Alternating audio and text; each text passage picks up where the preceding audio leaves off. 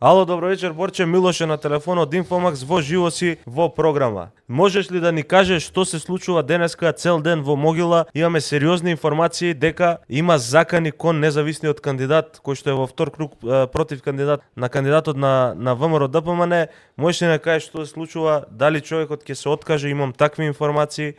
Не само во денешниот ден, туку наназад неколку дена и пред тоа имаше многу закани, но не толку сериозни. Сега е преокренато веќе во поголемо нешто. Се знае првен тие кај малаат, значи ќе видат дека ти не се плашиш, почнуваат по друго.